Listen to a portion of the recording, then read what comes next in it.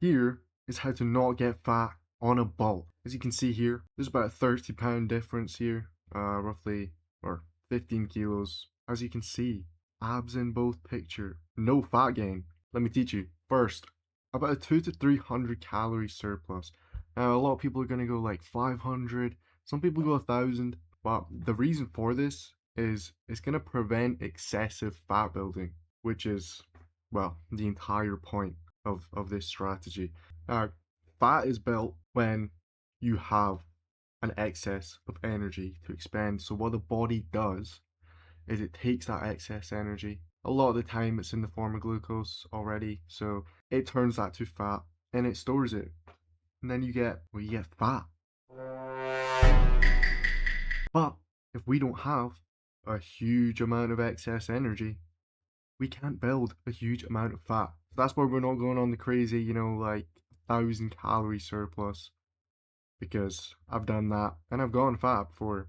Now, next point, high protein intake. I like to make my protein about 30% of my calorie intake. The reason for this, what builds muscle?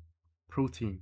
We need to fuel that muscle growth. So, in order to do that, high protein intake. Next, high carbs. I like to have about 50% of my calorie intake from carbs. And when I say carbs, I'm not talking Ben and Jerry's. I'm not talking donuts.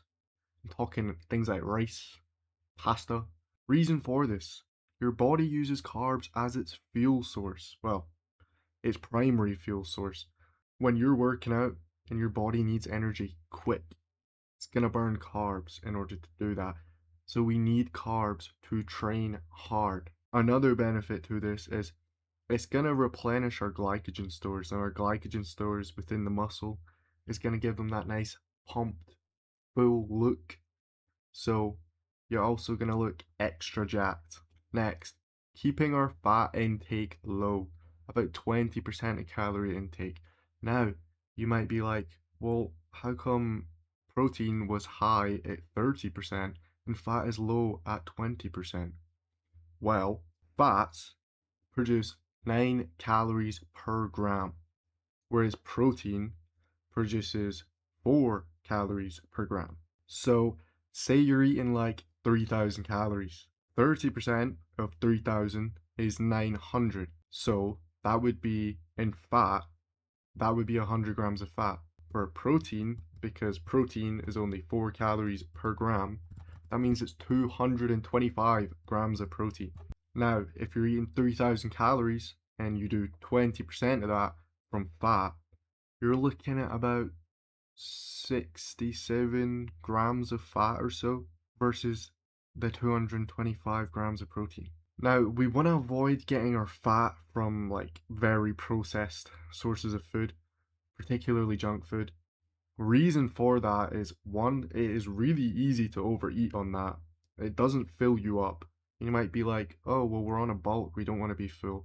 We also don't want to overeat. And another thing is that it's really hard to track. If you're not working with raw ingredients, you're just taking what you're given. It's pretty hard to track. You're not going to be able to accurately know what you're doing. Next, we want to train hard. Rich piano style 8-hour arm workout. No, but we don't actually, we're not actually doing 8-hour arm workouts. We also want to be efficient with our training. So frequency, about 4 or 5 times a week. Obviously, if your schedule allows that, then do that. If it doesn't, there's other workarounds. Our training style. Now, 5 to 8 reps is sort of best. What that means is you're going to be maximizing what you get out of your glucose. When you start pushing volume up, there's also a lot more fatigue that comes with that, so we want to avoid that. Also, when I say 5 to 8 reps, I don't mean like do 5 reps when you could have done 10. I mean, that 5th rep, you barely get it. That 8th rep, you barely get it. We want to be failing on that rep. Another thing is you only really need 2 sets per exercise. Now, should you do cardio? I would always recommend doing some cardio just for the general health benefits, but we can utilize cardio as a tool for this. And how we can do that is, say you're like oh, maybe I slightly overate this past week and I notice I got some fat on me.